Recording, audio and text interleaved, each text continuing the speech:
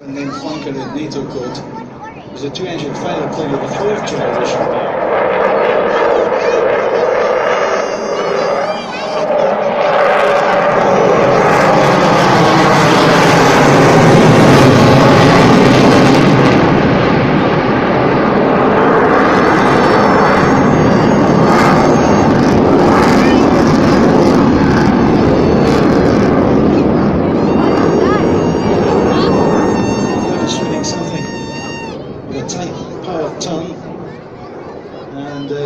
The flanker was developed as an answer to the United States Air Force F-15 Eagle.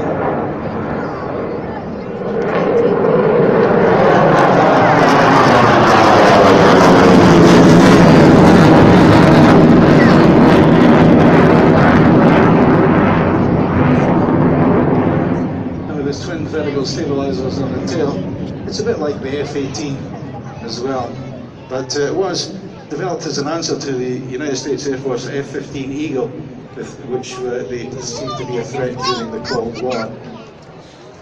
Now we're coming up to the point in the program where he'll do his two very famous maneuvers.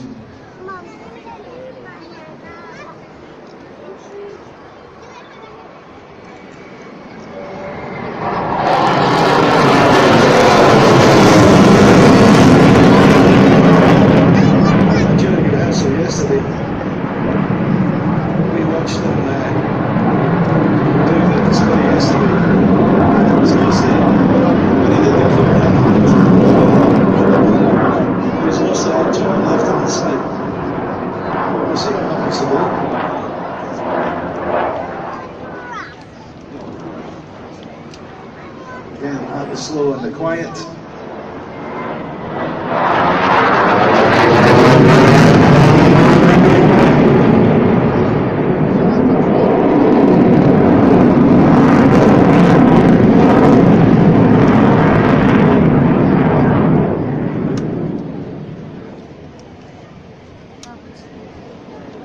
Come past you again.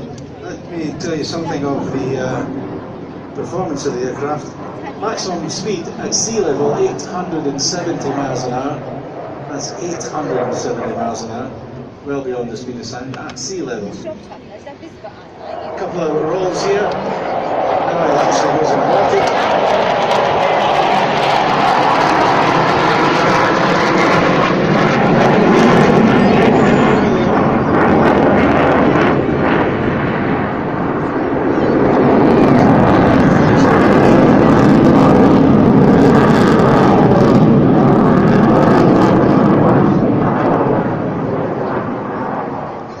Now 870 miles an hour at sea level, but at high altitude we are talking Mach 2.35. Mach 2.35.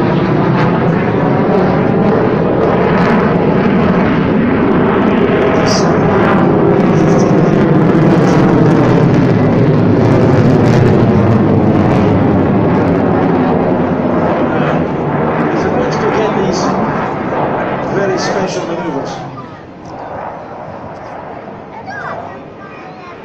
Now he's going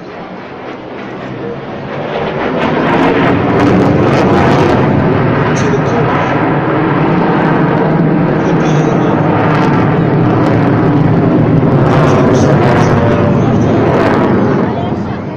As you can see, throwing out some flares which would be deployed to attract heat-seeking missiles away from the aircraft. And now his tail is coming backwards, he's doing a reverse down through the sky, now drops the nose forward, hence the name the Cobra. So in other words, he went vertical till the aircraft stopped and stood on its tail, and then he flipped the nose forwards. And there's another manoeuvre very similar in status, and he's going to be a little further to our left. And the next one is called the Bell, where he does almost the same thing, but this time when he puts the nose down, the nose will sort of flap around underneath the aircraft as he comes down towards the sea.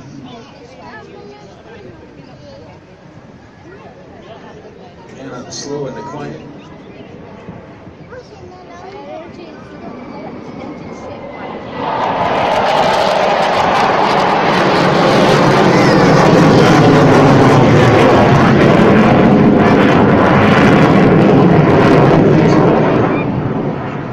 more flares, some pyrotechnics to attract the heat-seeking missiles, and the aircraft almost stops in the sky.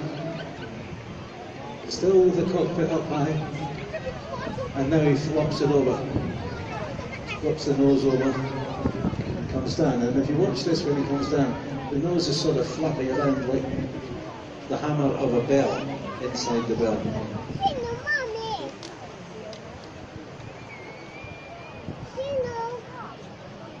Difficult to see from this angle from where I am, but he's going to go right around and give us a tight power turn right in front of us.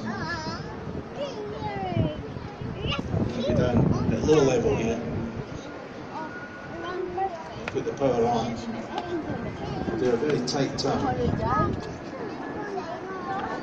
May look at the belly there.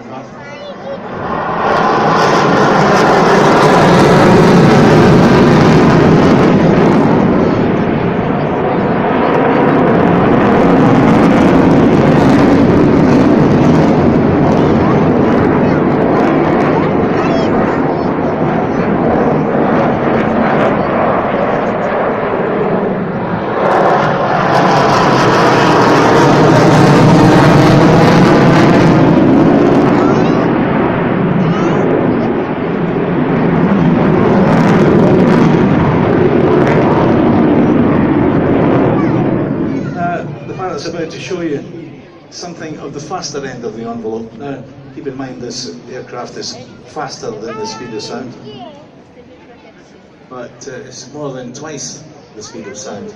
But here at the slow.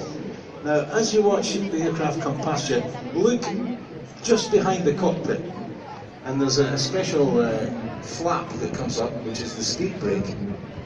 And of course they apply that on landing. He's about to throw the flap up as he comes past you. It'll stabilise the aircraft. Just look behind the cockpit, just behind it on the upper side.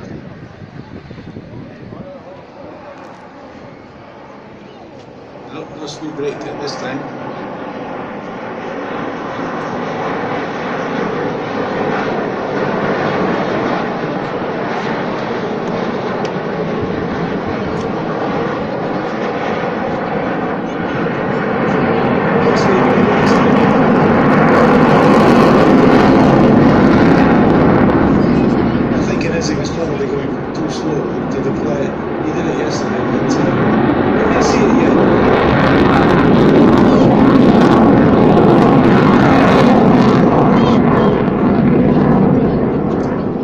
This time he's going to do what we call a dirty pass.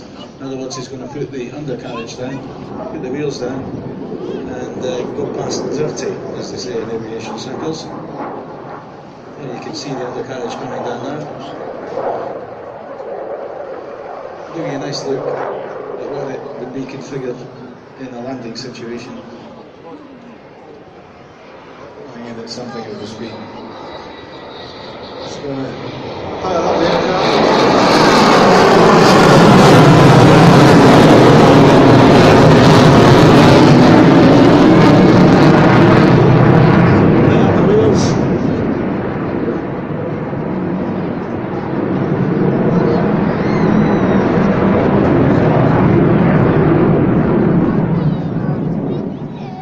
This high-speed flyby coming up. 650 knots, just below the speed of sound. Mach 9.1.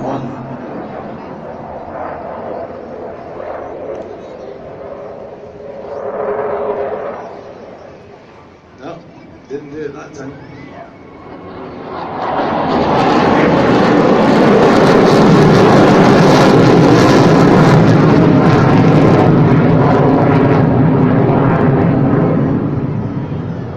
Demonstration of the pyrotechnics.